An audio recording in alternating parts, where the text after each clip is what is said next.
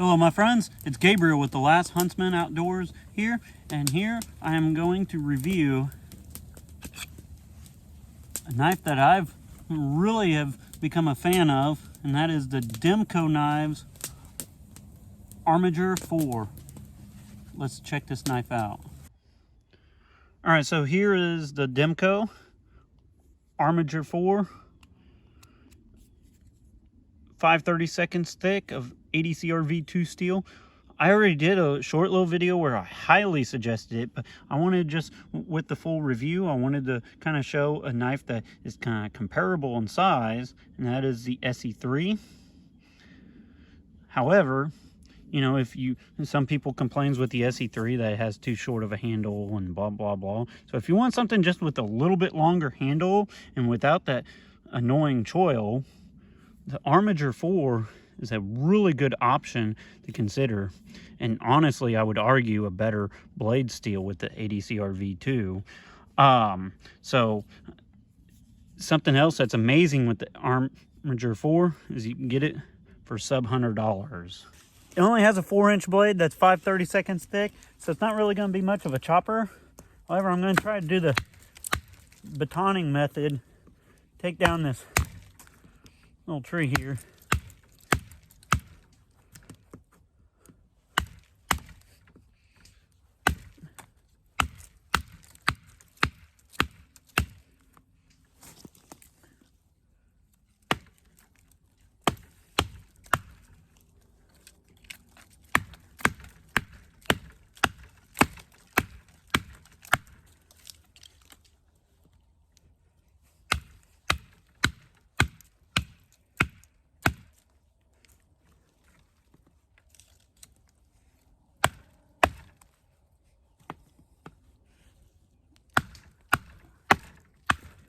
And there we go, like a boss.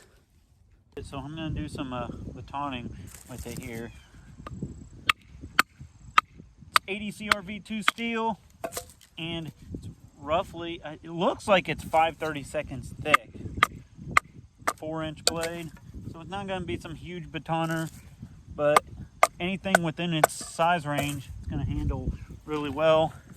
Has a high saber grind, which honestly, I'm going to straight up come out and say it. High saber grind is probably my favorite grind overall.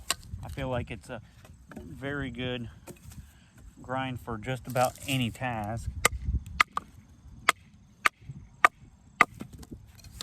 Actually batons really well for its size. And just do some notches here. Square notch.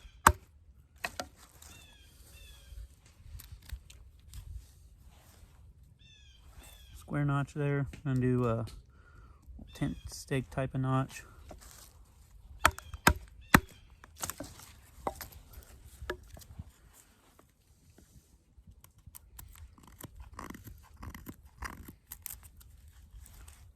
Tent stake.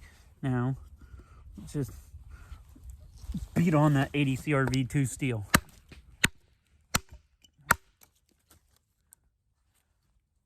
Alright, with the Demko Knives Armiger 4, or Armiger, however you want to say it,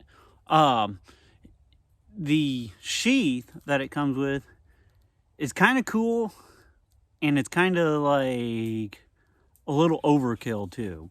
While I think this is a much better sheath than what comes with some knives, like especially like some of the Becker Teen series, and it is pretty nice. It doesn't like fall out. It doesn't have much rattle, and it's real subtle and stuff. But the sheath is just a little large for this knife. I mean, as you can see, it's a pretty big footprint. I think if they had more of like a just a slimmer line sheath, I think it would have been a lot nicer. However, it's good enough that I don't know if I'd worry about replacing it. And it does have a method to attach it without taking your belt off. For me, for this size of knife, I would even consider EDCing this and just taking this whole thing off and maybe putting like a Tech Lock or Ulti-Clip or something like that on there. I'm just going to do some slicing with it and kind of tell you what I think on the ergonomics. It is actually a pretty decent slicing knife. It has about a 3/4 saber grind, which is pretty ideal, really. 80 CRV2 steel, 5/32. A lot going for this knife. The ergonomics, now, as you guys can see, it almost has like a dagger type of, or combat knife type of handle. And it's symmetrical on both sides, with the exception for that there is just a slight bit of jimping, and it is kind of a rubber overmolded handle with a tang sticking out the bottom, but has just enough swell to it, and it indexes really well that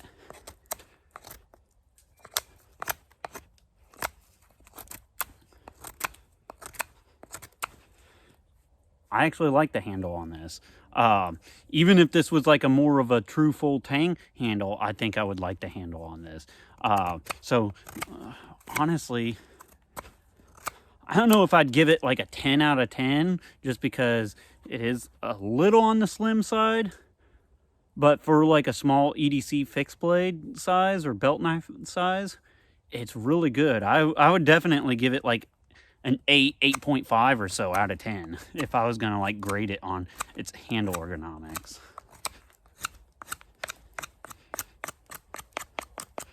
I'm gonna be doing the most dreaded part of any review here, is I'm gonna just do a tip test. It's 80 CRV2 with a decently thick tip, so let's test it out. I'm not gonna get real stupid with it because you can break any knife. I've actually recently broke a knife. I feel kind of bad for, but you know, I try to keep it real with you guys. That review will be coming up.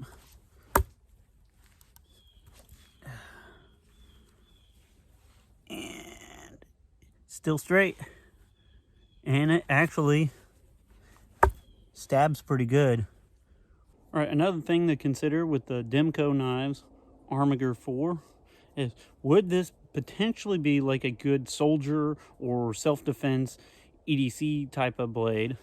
And just judging on the handle ergonomics and such, I am actually going to just straight up say yes. It's not going to slip forward. It has a lot of index control, so it's not going to want to like rotate or, you know, have your indexing a little off. So let's just test it out. We're going to do just some stabbing.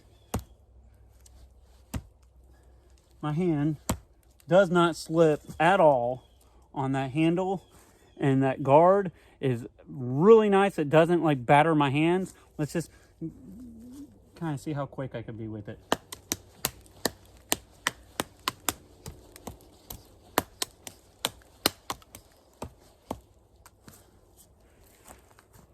This would make a great defensive blade if that's what you need it for. Something else to take note on with the Armiger 4 is, even though it's a coated blade, it does actually have a decently sharp 90-degree spine. I'm going to use it to get a fire going in just a moment here. Making some really good fluff. So I'm going to try to do some feather sticks using the Demko Knives Armiger 4.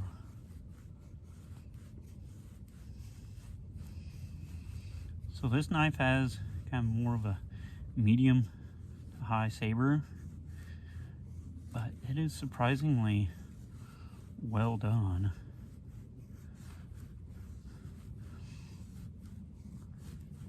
Now this is not the factory edge. I have touched this edge up since.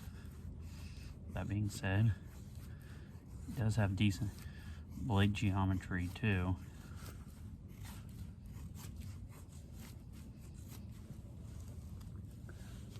I'm gonna see if I get fire going here. It does.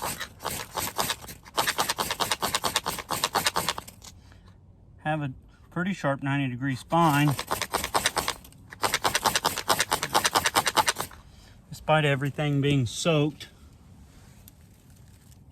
That's the challenge right there.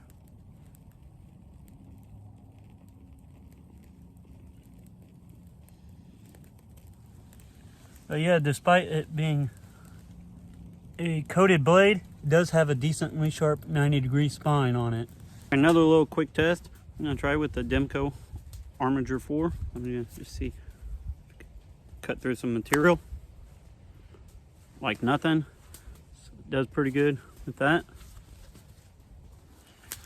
All right, so I'm going to give my overall final impressions on the Demko Knives Armiger 4.